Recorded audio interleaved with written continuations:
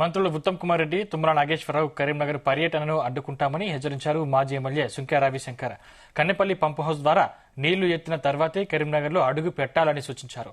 చేతులెత్తి మొక్కుతున్న రైతులకు సాగునీరు ఇవ్వడాన్ని విజ్ఞప్తి చేశారు.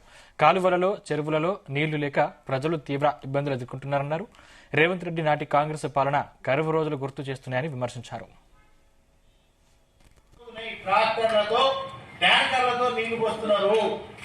బిందెలతో నీళ్లు పోస్తున్నారు. దయచేసి మీ దండం పెడతా, రైతుల మీద పగబట్టకండి. రైతులను గోస పెట్టకుండా వాళ్ళ ఉస్సులు కలుగుతుంది, వాళ్ళ గోస కలుగుతుంది.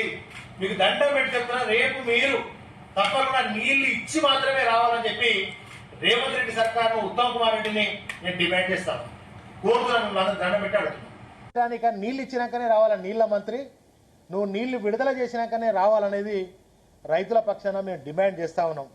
అంతేకాకుండా ఉత్తర తెలంగాణను మొత్తం ఎడారిలాగా మార్చినటువంటి ఈ కాంగ్రెస్ ప్రభుత్వం ఏదైతే ఉందో వెంటనే మరి ఈ నంది పంపుల నుంచి, కన్నెపల్లి పంపుల నుంచి నీళ్లను వెంటనే విడుదల చేయాలి.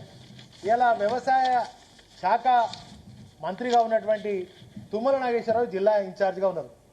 మరి ఇంత జరుగుతున్నా కూడా ఒకసారన్నా ఇరిగేషన్ అధికారులతో రివ్యూ పెట్టి కరీంనగర్, ఉమ్మడి కరీంనగర్ జిల్లాలో ఏం జరుగుతూ ఉంది, మరి రోజు మీరు పేపర్లో చూస్తలేరా? టీవీలలో అనేక టీవీలు వార్తలు పెడతా ఉన్నారు, అనేక రకాల వార్తలు వస్తున్నాయి. నార్లకు బిందెలతో నీళ్లు పోస్తా ఉన్నారు, నార్లకు ఎండిపోతే బిందెలతో నీళ్లు పోస్తున్నారు. ట్యాంక్ కళ్ళు కనబడతలేవా, కళ్ళు లేవా? ఒక్కసారి రైతుల మనసుతో ఆలోచించండి. మీరు రేపు వస్తున్నారు కానీ తప్పకుండా మరి మా ప్రాంత రైతాంగం తిరగబడతారు, మిమ్మలను కరీంనగర్ జిల్లాకు రానియరు, తరిమి కొడతారు. కనుక సిగ్గు మాలినటువంటి ప్రభుత్వం, సిగ్గు లేకుండా కరీంనగర్ జిల్లాకి ఎట్లా వస్తారండి? మీరు ఏ ముఖం పెట్టుకొని వస్తారంటున్నా, సిగ్గు లేకుండా ఎట్లా వస్తారు మీరు?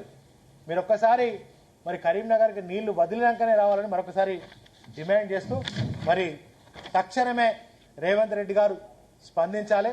మీ మంత్రికి ఆదేశాలు ఇవ్వండి, మీ మంత్రులు ఇద్దరికి కూడా ఆదేశాలు ఇవ్వండి. వెంటనే ఈ యొక్క కన్నెపల్లి పంపుల ద్వారా, నంది పంపుల ద్వారా నీటిని విడుదల చేసే కరీంనగర్ రావాలని చెప్పి నేను డిమాండ్ చేస్తున్నాను. లేదంటే ఖచ్చితంగా రైతులు తిరగబడతారు.